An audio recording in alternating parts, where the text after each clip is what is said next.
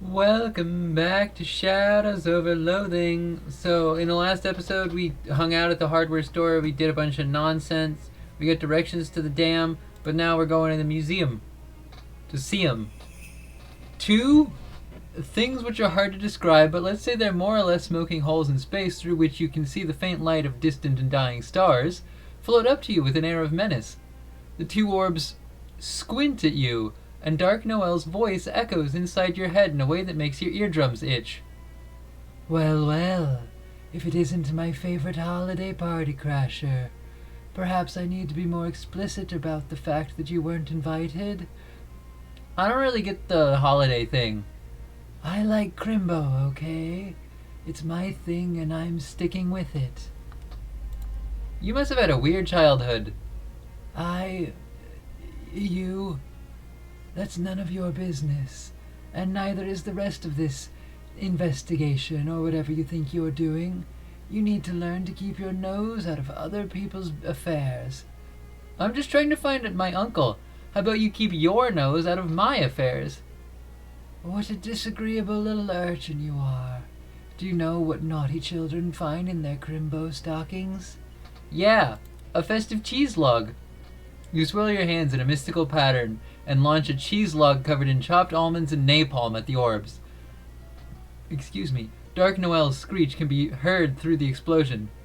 Ah, that's it. You're on the very naughty list now. Next time we meet, I'm really going to deck your halls. The black orbs vanish in little puffs of smoke. Fa la la la la la la jerk. I think I didn't read that quite right. Oh, we gotta... Oh! This outhouse has another one of those time portals in it because it's apparently impossible for us to make a game that doesn't include a blatant Day of the Tentacle reference. This is the outhouse I built, probably. Sandwich Museum. The village of Sandwich was home to a terrifying witch cult until all the inhabitants were convicted and executed in witch trials in 1692, and the village stood empty and uninhabited for hundreds of years. Come, explore the town and learn more.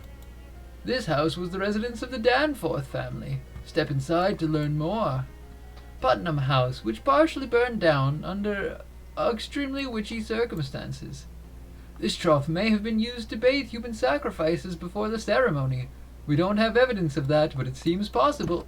Ooh, I didn't want to go in. Go back out. I'm trying to walk around and read the signs first. We actually use this well for water, so please don't throw meat into it. Sandwich's church also served as an ersatz town hall, courtroom, racquetball court, and dark sorcery place. Nice gazebo. This sign reads, reads, Sandwich Gazebo. Vagrants not welcome. That's not very friendly. No, go back out. The wealthy Proctor family owned the biggest and most conveniently toilet-adjacent house in the village. Traces of strange plant matter in these tubs prove that they were used for brewing all kinds of horrible potions. Sandwich boasted the county's very first tripartite outhouse. Please do not attempt to use it, it's very old. Oh no, this is the outhouse I built. Huh. You don't have any interest in investigating the area downwind of that outhouse. That, you know what, is fair. Bless me, I sneezed and also startled my character because I sneezed. Achoo! I made her jump on accident. So okay, if this isn't... Whatever, we're gonna explore first. Shelves laden with identical jars of off-white stuff. The Danforth residence has been converted into a gift shop for your convenience. Why not take home a jar of the sandwich cream that was the village's chief export besides witchcraft? A black cat is staring glumly at an empty dish labeled Hecate. An elderly woman smiles from behind the counter. See what's for sale. Rubbing paper. Well, it says quest item, so we'll buy the quest item. I have one, and I'm also running out of money, which I forgot. Let's see. Sell stuff based on its meat value. I don't. I probably need at least some of this stuff. I don't know what I need or don't.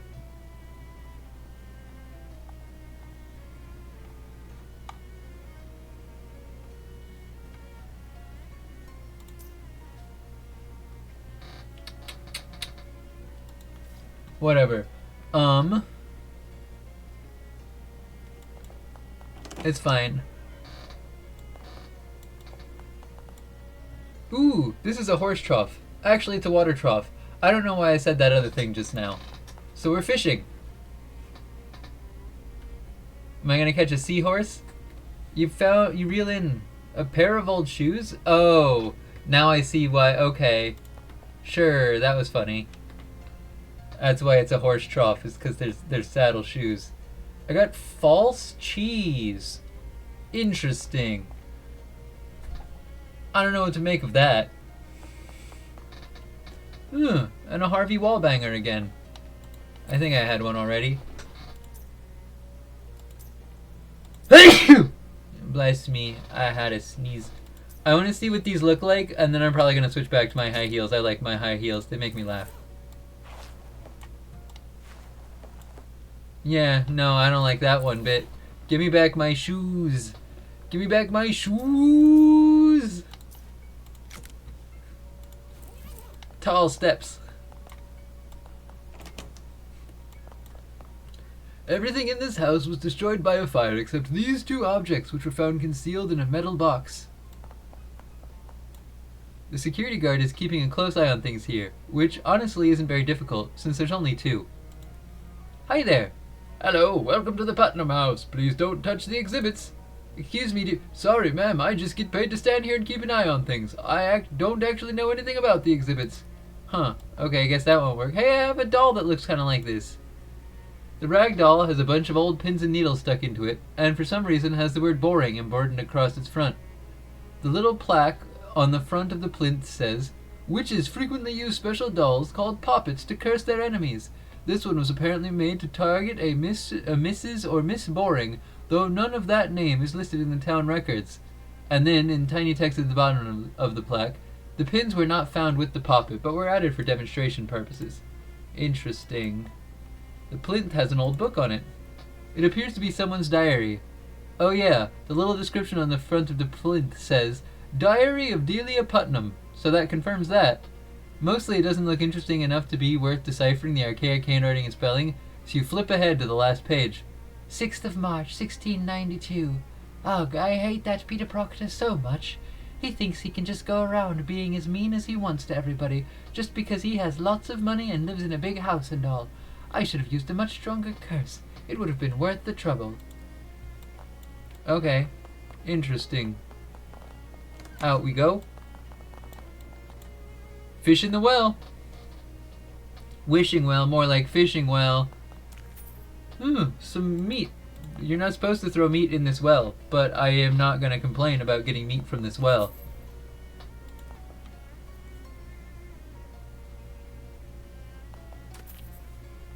I got a bunch of meat from that well.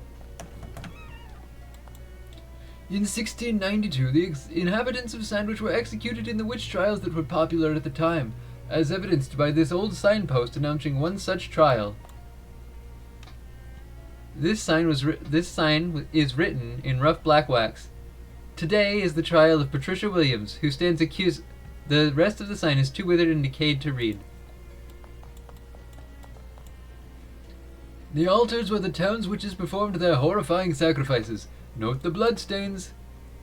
An old and dilapidated church altar. There are some brown splooches on the corner that could possibly be bloodstains. It said splotches, but I somehow accidentally read it as splooches, so splooches it is. Nice gazebo. You look into the tub, but don't see any identifiable traces of plant matter. Guess you'll have to take the sign's word for it. Wouldn't they be wood anyway? So, it's fine. This chessboard has clearly been left out on display as an allegory for the battle between good and evil. Black is winning, representing a warning for all good-hearted people to be vigilant against the encroaching forces of darkness. Okay, if you say so. The dried fronds are of no historical significance. This arras appears to depict several important ancestors of the Proctor family line, though due to the low resolution of embroidery used at the time, it's impossible to discern exactly who is who. It has been pointed out to us that this arras is unlikely to have been manufactured in the capital of the Pas-de-Calais region of northern France, and therefore it is merely a sparkling tapestry. You're not fond of this plant. There's no plaque on this table. It must have always been boring.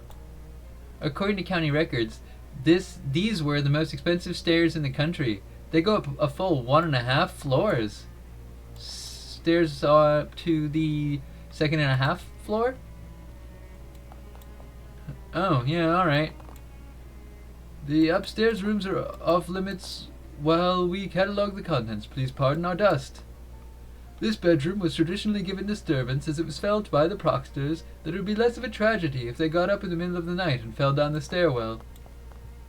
Mrs. Proctor's bedroom is especially off limits, while we figure out how to deal with the strange mold we found behind the wallpaper. Mr. Proctor's bedroom, home to the county's most extensive collection of cravats. This was the bedroom of Peter Proctor, the only child of Nicholas and Abigail Proctor. This was the Proctor's spare room, where they kept the spares of all the expensive things they owned. This room is not part of the tour and is also not part of the house. That's interesting.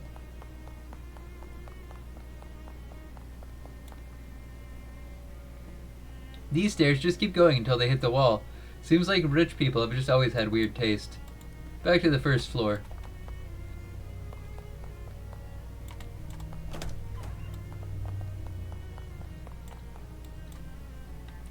A more modern convenience has been provided for your modern convenience. Avail yourself of it. Huh, all 3 doors go to the same place. This facility has 3 sinks, and this is one of them. 1 toilet, 0 privacy. Flush it. Nice.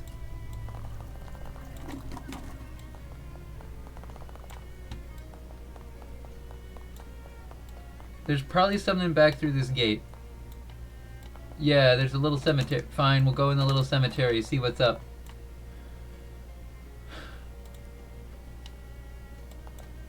Welcome to Sandwich Cemetery. Please be respectful of the graves. Also, check out how many of them were terrifying witches who were executed in the witch trials of 1692. Peter B. Proctor, he was a duty head until the very end. Beatrice Proctor, Abigail Proctor, Elisha Proctor, Nicholas Proctor. What the heck? He lived to be 230 years old? Proctor, our town's founder. Read this hobo code. This code reads hollow tombstone, possible treasure. You check inside and there is indeed some treasure. No. This hat has a solid gold hatband and there's a tag inside that says, property of Satchel Duggins, but help yourself if you find it in a hollow tombstone or something. Alright. This one increases my attack damage. This one increases meat drops. For now, we're sticking with the one we have. John Putnam, Joseph Putnam, Millicent Putnam. Tombstone's got lichen on it. More Eldritch Mist. Oh, the grave lichen has mournful giggles.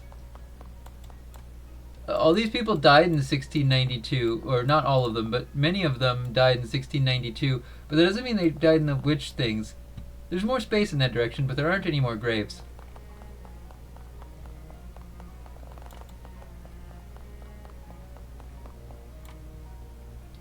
Interesting. I didn't mean to go in. Okay, so here's the thing. I figure this is gonna send us through dimensions again or whatever. But for now, we'll do that. We'll go through it in the next episode. But for now, bye bye. I'll see you in the next one.